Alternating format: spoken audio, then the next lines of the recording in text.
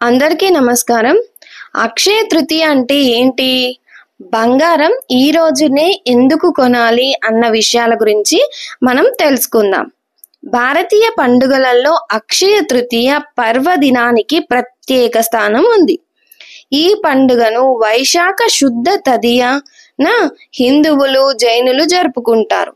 శివయ్య అనుగ్రహంతో కుబేరుడు సంపదలకు రక్షకుడిగాను నియమితుడైన రోజు. మహాలక్ష్మిని శ్రీహరి వివాహం చేసుకున్న శుభదినంగా పేర్కొంది. ఈ రోజు లక్ష్మీదేవిని బంగారంతో అలంకరించి పూజిస్తే ఇల్లు సిరి సంపదలతో కలకలలాడుతుంది అని భక్తుల నమ్మకం. అంతేకాకుండా ఈ రోజున చేసే యజ్ఞ యాగాది క్రతువులు, పూజలు, జపాలు దివ్యమైన ఫలితాలు ఇస్తాయని నమ్మకం. ఈ విషయాన్ని పార్వతీదేవికి శివుడు చెప్పినట్టుగా మత్స్య పురాణం చెబుతుంది. ఈ రోజున దాన ధర్మాలు చేస్తే అద్భుతమైన ఫలితం సిద్ధిస్తుందని నారద పురాణం చెబుతుంది. అక్షయ తృతీయ వైశాఖ శుద్ధ తదియ రోజున కృతయుగం ప్రారంభమైంది అని పురాణాలు చెబుతున్నాయి. ధర్మం 4 పాదాల మీద నడిచిన కాలం అది. ఆ యుగంలో పొలాన్ని దున్నకుండానే పంటలు పండేవట. నేలను అడుగులోతు తవ్విన జలధార పొంగుకొచ్చేదట. నిరుపేద అయిన కుచేలుడు బాల్య స్నేహితుడైన శ్రీకృష్ణుణ్ణి కటాక్షంతో అక్షయమైన సంపదల్ని పొందిన రోజు ఇదే.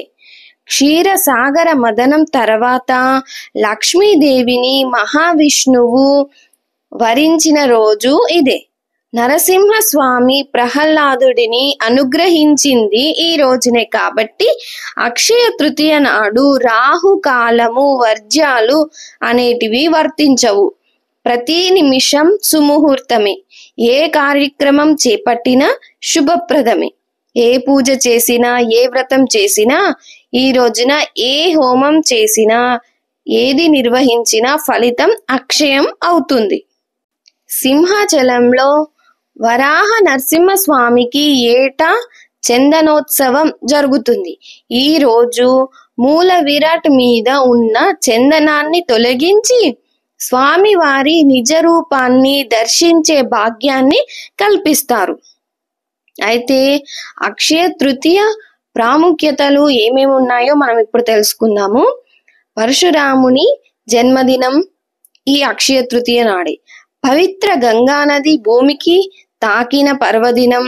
కృతయుగం మొదలైన దినం. శ్రీకృష్ణుడు తన బాల్యమిత్రుడైన కుచేలుడిని కలుసుకున్న దినం. వ్యాస మహర్షి మహాభారతంను వినాయకుని సహాయంతో వ్రాయడం మొదలుపెట్టిన దినం. సూర్య భగవానుడు వనవాసములో ఉన్న పాండవులకు అక్షయ పాత్ర ఇచ్చిన దినం. శివుణ్ణి ప్రార్థించి కుబేరుడు శ్రీ మహాలక్ష్మితో సమస్త సంపదలకు సంరక్షకునిగా నియమింపబడిన దినం. ఆదిశంకరులు కనకదార స్తవంను చెప్పిన దినం. అన్నపూర్ణాదేవి తన అవతారాన్ని స్వీకరించిన దినం. ద్రౌపదిని శ్రీకృష్ణుడు దుశ్శాసనుణ్ణి బారి నుండి కాపాడిన దినం. ఒడిశా పూరి రథయాత్ర సంబరాలు కొరకు నిర్మించే రథ నిర్మాణం ప్రారంభించే రోజు కూడా ఈ దినమే.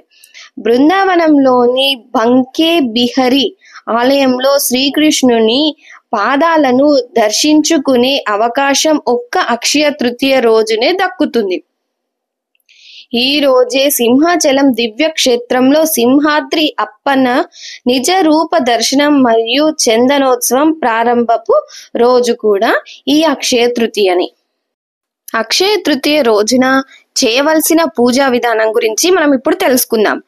అక్షయ తృతీయ రోజున తెల్లవారుజామునే అంటే సూర్యోదయానికి ముందే నిద్ర లేవాలి.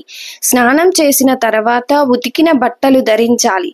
పసుపు రంగు వస్త్రాలను ధరించడం వల్ల శుభ ఫలితాలనిస్తాయని చాలా మంది నమ్ముతూ ఉంటారు.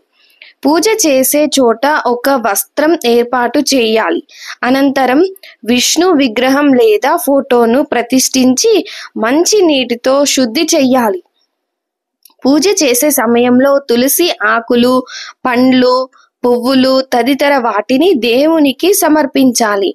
వీలైతే పసుపు పువ్వులను సమర్పించాలి. ఇలా చేయడం వల్ల విష్ణువు ఆశీస్సులు లభిస్తాయి. పూజ ముగిసిన అనంతరం విష్ణువు లక్ష్మీదేవికి హారతి ఇచ్చి నైవేద్యం సమర్పించి మిఠాయిలను ప్రసాదంగా పంచాలి. ఈరోజు దైవ ఆరాధన వల్ల, తెలిసిన స్తోత్రాలు జపించడం వల్ల, లలితా సహస్రనామాలు కానీ విష్ణు సహస్రనామాలు కానీ మనకి తోచిన ఏవైనా సరే, ఎలాంటి స్తోత్రాలైనా సరే దైవ ఆరాధనలో మన మనసు లగ్నం చేయడం వల్ల మంచి ఫలితాలైతే దక్కుతాయని పండితులు చెప్తున్నారు. అయితే ఈరోజు మనం ఎలాంటి దానాలు చేయడం వల్ల మంచి ఫలితాలైతే దక్కుతాయి వాటి గురించి తెలుసుకుందాం. అతిథులకు గాని అభాగ్యులకు గాని పెరుగన్నంతో కూడిన భోజనం సమర్పిస్తే ఏ రోజు ఆకలితో మనం అలమటించవలసిన అవసరం రాదు. వస్త్రదానం వల్ల కూడా మంచి ఫలితం లభిస్తుంది.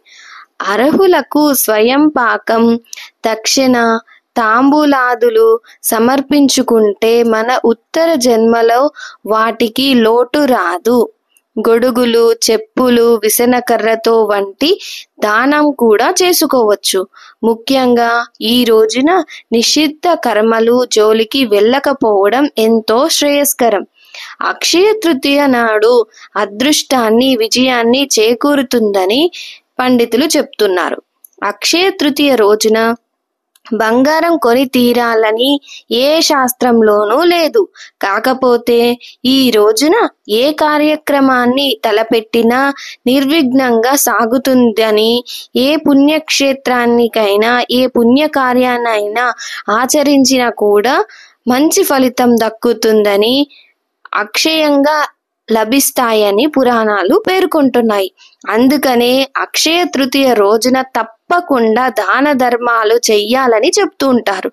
ముఖ్యంగా ఎండలు విపరీతంగా ఉండే ఈ కాలంలో ఉదయ కుంభ దానం పేరుతో నీటితో నింపిన కుండను దానం ఇవ్వమని పెద్దలు సూచిస్తూ ఉన్నారు. అక్షయ తృతీయ నాడు విష్ణుమూర్తిని పూజించాలి. విష్ణుమూర్తి పాదాలకు అక్షతలతో అర్చించి ఆ అక్షతలను దానం చేస్తే విశేషమైన ఫలితం వస్తుందని పండితులు చెప్తూ ఉన్నారు. ఈ అక్షయ తృతీయ సందర్భంగా మీరు చేసే దాన ధర్మాలు, పూజ ఫలితాలు మీకు దక్కాలని మనస్ఫూర్తిగా కోరుకుంటున్నాను. ధన్యవాదాలు.